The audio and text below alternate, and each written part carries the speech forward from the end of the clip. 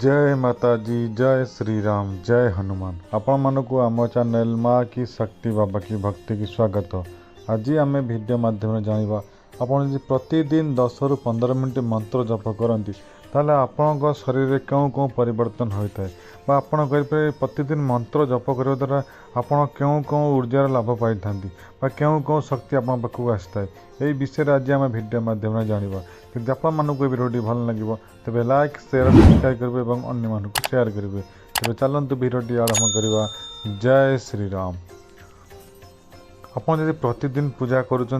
प्रतिदिन पूजा करने चाहूँगी ये सब केवल भगवान का द्वारा ही होता है। भगवान को इच्छा यदि न था आप कौन कार्य करपारती ना भगवान को इच्छा थे ही आप भगवान को आसपारती भगवान को सेवा करपारती भगवान को पूजा पाठ करपारती ये जिन सब आप मन रखि था। यदि भगवान को आशीर्वाद आप न था आप जिते चेष्टा कले भगवान कति आसपार ना कि भगवान को पूजा पाठ बा मंत्र जप कर ना समस्त भाग्य सब जिन ना पूजा पाठ करुवा लोक प्रति घर जड़े दिज अल्प ही था सब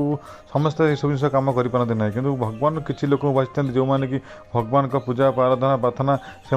जमी किसी ना कि कर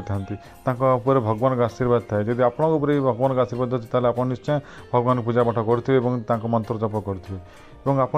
प्रतिदिन कौन मंत्र जप करपरिक आप कौन हनुमान चालीसा प्रतिदिन पढ़ुं कि हनुमान कौन मंत्र जब प्रतिदिन जप कर आपणकर बहुत किसी कार्य सिद्धि होता है और आपण शरीर को बहुत पॉजिटिव एनर्जी आता है दैविक शक्ति आता है। किपरि आसता है आप प्रतिदिन हनुमान बाबा को कौन मंत्र जप करपरिक ओम हन हनुमते नम यहपरि प्रतिदिन 10 ରୁ 15 मिनट मंत्र जप कर मंत्र तो जो मंत्र आप हनुमान जप करूँ जो कौन भगवान जप करूँ से मंत्र निश्चय किसी ना कि ऊर्जा थाए शक्ति थाए कि आप से मंत्र जप करने द्वारा आप से मंत्र को एक्टिव कर अर्थात से मंत्र जो ऊर्जा व शक्ति अच्छी से जिनस को आप शरीर को आप पाखक आनबार अच्छे तेणु मंत्र प्रतिदिन जप करवा कथा मंत्र जब आप से मंत्र को एक्टिव कर ऊर्जा से मंत्र नहीं आसी आप से मंत्र को सिद्धि कर दी था आपण समस्त मनस्कामना पूर्ण होता है। अर्थात आप जो कौन भल कार्य करते से सब जिन आप निश्चय करेंगे। यदि आप कौन मंत्र 15 ରୁ 15 मिनट जप करद्वारा आपण समस्त इंद्रिय एक्टिव होता है जपरिक आप आखि नाक पाटी कान ये सब जिन सिद्धि होता है। सिद्धि होता अर्थ आप आखि मध्यम निज आखि मध्य कौन सूक्ष्म जिनस कौन एमती दैविक शक्ति कौन नेगेटिव एनर्जी शक्ति जो जिन अन्य लोक देखिपारती ना कि आप से सब जिन देखिपारती ये सब कार्य आप समस्त करें। जब आप कौन मंत्र सिद्धि थाए कौन दैविक शक्ति थाए तेणु ये सब जिन आप देखिपारती सेपरी आपण कान को अनेक शक्ति आप कान आसी कहे जपरिक आप कर्ण सिद्धि आप कहींपर कर्ण सिद्धि केतल जो आप प्रत्येक दिन मंत्र जप करते से मंत्र सिद्धि होता है भगवान किसी शक्ति दी था जहाद्वारा आप जेकोसी लोक विषय जानवाई चाहते जी आप भगवान को ध्यान करेंगे देखिए से आप कान से सब जिन भगवान कही दिखते भगवान किसी शक्ति आपको कहीदिंट आप कि आपको कान किए कहला भाई आपको लगे थाए आप माइंड से सब जिन जानीपारती आप से लोकर कौन प्रोब्लेम अच्छी कौन असुविधा अच्छी ये सब जिन आप जानीपारती सेपरी आपण पार्टी सिद्धि आप जो कथा पे कहते से सब जिन सिद्धि होता है। अर्थात आप जमी जेकोसी लोक आप जहाँ भी कही से सब जिन सत्य होता है। यार अर्थ आपणकर जहाँ भी जो कार्य भी कहते जो कौन लोक से कार्य से यदि करुँच आप देखिए से कार्य से सफल कर से सब लोक मानकर भल कार्य कर अर्थात आप कौन लोक प्रोब्लेम थाए ताकू यदि आप कहते कौ प्रोब्लेम अच्छी आसे ऑटोमेटिक आप माइंड पलि आसते आप जानीपारती से लोकर कौन प्रोब्लेम अच्छी और आप से भाव में कौन भगवान को मंत्र जप करें कहते कि कौन कार्य आप कहते करने से सब कार्य करने द्वारा से सब रोग कौन प्रोब्लेम से लोकर थाए भल होता है आपको आप मंत्र जप द्वारा ये सब जिन सिद्धि करेंगे। सेहीपरि आपड़ जदि जेकोसी जगह जाऊँच आपड़ कौन मंत्र जप कर प्रतिदिन से मंत्र जप जब कर प्रतिदिन से जगह जी आप जा समय कौन मंत्र जप कर दे जाए तब देखिए से कार्य आप केवे पराजय हे ना आप जो कार्य जाऊँ से कार्य निश्चय सफल करके आसवे आप से कार्य विजय होगी आसवे कौन कार्य आप हारे ना ये सब कार्य किपरि होता है जिते आप प्रतिदिन मंत्र जप कर प्रतिदिन मंत्र जप कर आप शरीर समस्त प्रकार चेंज होता है। यथा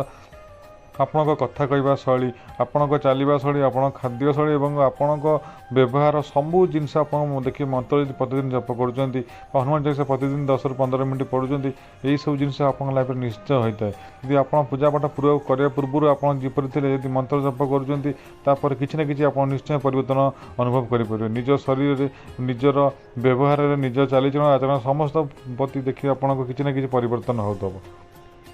ଏବଂ ମନ୍ତ୍ର ଜପ କଲେ ଦେଖିବେ ଯଦି ସେ ମନ୍ତ୍ରଟି ଆକ୍ଟିଭ୍ ହେଉଛି ବା ଏନର୍ଜି ଆସୁଛି, ଆପଣ ସେ ମନ୍ତ୍ର ଦେଖିବେ ସେ ମନ୍ତ୍ର ଜପ କରୁ ଆପଣଙ୍କୁ ଭଗବାନଙ୍କ ଦର୍ଶନ ଆସିବ ସ୍ୱପ୍ନ ମାଧ୍ୟମରେ ବା ଆପଣଙ୍କ ରୁମ ଟାଙ୍କୁରି ଉଠିବ ବା ଆପଣ କହିପାରିବେ ସେ ମନ୍ତ୍ର ଯେତେବେଳେ ଜପ କରୁଛନ୍ତି ସେ ମନ୍ତ୍ର ଜପ କଲେ କିଛି ନା କିଛି ଉର୍ଜା ଆପଣଙ୍କ ଶରୀରରେ ଆସିଲା ଭଳିଆ ଲାଗିବ। ଆପଣ କିଛି ନା କିଛି ତ ଶରୀରରେ କିଛି ଏନର୍ଜେଟିକ୍ ଲାଗିବ, ଯାହାଦ୍ୱାରା କି ଆପଣ ଜାଣିପାରିବେ ସେ ମନ୍ତ୍ରର ଉର୍ଜା ଅଛି। କିମ୍ବା ଆପଣ ଯଦି ସେଇ ମନ୍ତ୍ର ଜପ କରୁଛନ୍ତି ପ୍ରତିଦିନ ଦେଖିବେ ଆପଣ ଶୋଇଥିବା ସମୟରେ ଅଟୋମେଟିକ୍ ଆପଣଙ୍କ ପାଟିରେ ମନ୍ତ୍ର ଚାଲିଥାଏ ବା ଆପଣ କୁଆଡ଼େ ଯାଉଥିବେ ଆସୁଥିବେ କୌଣସି କାମ କରୁଥିବେ ସେ ମନ୍ତ୍ର ଅଟୋମେଟିକ୍ ପାଟିରୁ ପଳେଇ ଆସେ। କିମ୍ବା ଆପଣ ଯଦି ଅନ୍ୟ କୌଣସି ମନ୍ତ୍ର ଜପ କରୁଛନ୍ତି ଦେଖିବେ ଯେଉଁ ମନ୍ତ୍ର ସିଦ୍ଧି ହେଇଯାଏ ସେ ମନ୍ତ୍ରଟା ଅଟୋମେଟିକ୍ ତା ବଦଳରେ ପଳେଇ ଆସେ। ସେହି ସବୁ ଜିନିଷ କେତେବେଳେ ହୋଇଥାଏ ଯେତେବେଳେ ଆପଣ କୌଣସି ମନ୍ତ୍ର ସିଦ୍ଧି ହୋଇଥାଏ ବା ଆପଣ ଯଦି ପ୍ରତିଦିନ କୌଣସି ମନ୍ତ୍ର ଜପ କରିଥାନ୍ତି, ଏହିସବୁ କାର୍ଯ୍ୟ ବା ଏହିପରି ଘଟଣା ଆପଣଙ୍କ ଲାଇଫ୍ରେ ସବୁବେଳେ ଚାଲିଥାଏ। ଏସବୁ କାର୍ଯ୍ୟ କରିବାର ଅର୍ଥ ଆପଣ ଜାଣିବେ ଆପଣ ଯେଉଁ ମନ୍ତ୍ର ଜପ କରୁଛନ୍ତି ସେ ମନ୍ତ୍ର ସିଦ୍ଧି ହେଇଯାଇଛି ବା ଆପଣ ସେ ମନ୍ତ୍ରରେ କିଛି ଏନର୍ଜି ଅଛି ବା ଯେଉଁ ଭଗବାନଙ୍କ ମନ୍ତ୍ର ଜପ କରୁଛି ସେ ଭଗବାନଙ୍କ ଶକ୍ତି କିଛି ଅଛି, ଯାହାଦ୍ୱାରା କି ଆପଣ ଏସବୁ କାର୍ଯ୍ୟ ବା ଏସବୁ ଜିନିଷ ଆପଣଙ୍କ ଲାଇଫ୍ରେ ଘଟୁଛି। ଏବଂ ଆପଣ ଯଦି କୌଣସି ମନ୍ତ୍ରକୁ ଅତି ଶୀଘ୍ର ସିଦ୍ଧି କରିବା ପାଇଁ ଚାହୁଁଛନ୍ତି ବା ଶୀଘ୍ର ଆକ୍ଟିଭ୍ କରିବା ପାଇଁ ଚାହୁଁଛନ୍ତି, ତାହେଲେ ଆପଣ ଯେଉଁ ଭଗବାନଙ୍କୁ ପୂଜାପାଠ କରୁଛନ୍ତି, ଯଦି ହନୁମାନଙ୍କୁ ପୂଜାପାଠ କରୁଛନ୍ତି ତାହେଲେ ହନୁମାନଙ୍କ ମନ୍ତ୍ର ବା ତାଙ୍କର ନୀତି ନିୟମ ଯାହା ବି ସବୁ ଅଛି ସେସବୁ ଜିନିଷ ନିଶ୍ଚୟ ମାନନ୍ତୁ ଏବଂ ଭଗବାନଙ୍କ ଯେପରି ସାଧନା କରାଯାଏ, ଯେପରି ମନ୍ତ୍ର କରାଯାଏ ସେହିପରି ଭଗବାନଙ୍କୁ ସ୍ମରଣ କରି ନିଶ୍ଚୟ ଏସବୁ ଜିନିଷ କାର୍ଯ୍ୟ କରନ୍ତୁ। ଦେଖିବେ ଆପଣଙ୍କ ଯେକୌଣସି ମନ୍ତ୍ର ଜପ କରୁଛନ୍ତି ଯେଉଁ ଜିନିଷଟି 15 ଦିନ ହେବା କଥା ସେ ଜିନିଷ 15 ସପ୍ତାହ ଭିତରେ ହେଇଯିବ ଏବଂ ଯେଉଁ ଜିନିଷଟି ମାସଟି ହେବା କଥା ସେ ଜିନିଷ 15 ଦିନରେ ହେଇଯିବ। ଭଗବାନ ପ୍ରତି ସେ ମନ୍ତ୍ର ପ୍ରତି ବିଶ୍ୱାସ ଥାଏ ଏବଂ ଭଗବାନଙ୍କ ପ୍ରତି ଯଦି ବିଶ୍ୱାସ ଥାଏ ସବୁ ମନ୍ତ୍ର ଜପ କରୁଛନ୍ତି ସେ ମନ୍ତ୍ରର ପାୱାର ଆସିବ ବୋଲି ଆପଣ ବିଶ୍ୱାସ ଥାଏ ଏବଂ ଆପଣ ନୀତି ନିୟମରେ ଭକ୍ତିର ସେ ମନ୍ତ୍ର ଜପ କରୁଛନ୍ତି। ପ୍ରତିଦିନ ଯଦି କୌଣସି ମନ୍ତ୍ରକୁ 10ରୁ 15 ମିନିଟ୍ ଜପ କରୁଛନ୍ତି ନିୟମ ଅନୁସାରେ ଦେଖିବେ ଆପଣଙ୍କ ସେ ମନ୍ତ୍ର ସିଦ୍ଧି ନିଶ୍ଚୟ ହେବ ଏବଂ ସେ ମନ୍ତ୍ର ସିଦ୍ଧି ହେବା କ୍ଷଣି ଆପଣଙ୍କୁ ନିଶ୍ଚୟ କିଛି ନା କିଛି ସଂକେତ ଆସିବ। ଆପଣଙ୍କ କାନରେ ବା ନାକରେ କିଛି ବାସନା ଆସିବ କିମ୍ବା କାନରେ କିଛି ଶବ୍ଦ ଶୁଣାଯିବ ଏବଂ ଆପଣଙ୍କ ଆଖିରେ କିଛି ଭଗବାନ ଦର୍ଶନ କରିପାରିବେ ସ୍ୱପ୍ନ ମାଧ୍ୟମରେ କିମ୍ବା ଆପଣ ପୂଜା କରୁଥିବା ସମୟରେ ସେହିପରି ଆପଣଙ୍କ କଥା ସିଦ୍ଧି ହେବାର ଲାଗିବ। ଆପଣ ଯାହା ବି କହେ ସେସବୁ ଜିନିଷ ସତ ହେବାର ଲାଗିବ ଏବଂ ସ୍ୱପ୍ନରେ ଭଗବାନଙ୍କ ଦର୍ଶନ କରିବେ ଏବଂ ଆପଣ ଯେଉଁ ମନ୍ତ୍ର ପଢ଼ୁଛନ୍ତି ସେ ମନ୍ତ୍ର ବଢ଼ିଗଲା କ୍ଷଣି ଆପଣଙ୍କ କିଛି ଏନର୍ଜେଟିକ୍ ଫିଲ୍ ଆସିବ। ଏହିସବୁ ଜିନିଷ ଆପଣଙ୍କ ସାଇନ୍ ନିଶ୍ଚୟ ଭଗବାନଙ୍କ ଆସିବ ଯେତେବେଳେ ଆପଣଙ୍କ ମନ୍ତ୍ର ସିଦ୍ଧି ହୋଇଥାଏ। ସେହିପରି ଦେଖିବେ ଆପଣ ଯଦି ହନୁମାନ ଚାଳିଶା ପାଠ ପଢ଼ୁଛନ୍ତି ପ୍ରତ୍ୟେକ 11 ଥର ପ୍ରତ୍ୟେକ ଦିନ ଏପରି ମଧ୍ୟ ଆପଣଙ୍କ ଲାଇଫ୍ରେ ଏସବୁ ଜିନିଷ ଘଟିଥାଏ। ତେଣୁ ଆପଣ ଯଦି କୌଣସି ମନ୍ତ୍ର ସିଦ୍ଧି କରିବା ପାଇଁ ଚାହୁଁଛନ୍ତି ନିହାତି ପ୍ରତ୍ୟେକ ଦିନ 15 ମିନିଟ୍ 10ରୁ 15 ମିନିଟ୍ ମନ୍ତ୍ର ଜପ କରନ୍ତୁ ଭଗବାନଙ୍କ ଧ୍ୟାନ ସହ ଭଗବାନଙ୍କ ଆଗରେ ବସି ଦେଖିବେ ସେ ମନ୍ତ୍ର ନିଶ୍ଚୟ ସିଦ୍ଧି ହେବ। ଯଦି ଆପଣ ଯଦି ସିଦ୍ଧି କରିବାକୁ ଚାହୁଁନାହାନ୍ତି କିନ୍ତୁ ଆପଣ କେବଳ ମନ୍ତ୍ର ପଢ଼ୁଛନ୍ତି ଦେଖିବେ କେଉଁ ଦିନ ହେଲେ ସେ ମନ୍ତ୍ର ଆପଣ ଜାଣିନଥିବେ ସିଦ୍ଧି ହେଇଯାଇଥିବ ଏବଂ ଆପଣଙ୍କ ସେ ମନ୍ତ୍ର ଦ୍ୱାରା ହିଁ ଆପଣ ବହୁତ କିଛି ଫାଇଦା ପାଉଥିବେ ଅର୍ଥାତ୍ ଆପଣଙ୍କ ଜୀବନ ସବୁ ଜିନିଷ ଭଲ ହେବାର ଲାଗିଥିବ। ତେଣୁ ନିଶ୍ଚୟ ହନୁମାନ ବାବାଙ୍କ ମନ୍ତ୍ର ବା ଯେକୌଣସି ଭଗବାନ ଆପଣ ପୂଜା କରୁଛନ୍ତି ସେ ଭଗବାନଙ୍କ ମନ୍ତ୍ର ନିଶ୍ଚୟ 10ରୁ 15 ମିନିଟ୍ ପ୍ରତିଦିନ ଜପ କରନ୍ତୁ। ତେଣୁ ଆପଣମାନଙ୍କୁ ଯଦି ଏ ଭିଡ଼ିଓଟି ଭଲ ଲାଗିଲା ତେବେ ଲାଇକ୍ ସେୟାର ସବସ୍କ୍ରାଇବ୍ କରିବେ ଏବଂ ଅନ୍ୟମାନଙ୍କୁ ସେୟାର କରିବେ। ତେବେ ଆଜି ପାଇଁ ରହୁଛି ଆପଣଙ୍କ ଦିନରେ ଭଲରେ କଟୁ। ଜୟ ଶ୍ରୀରାମ।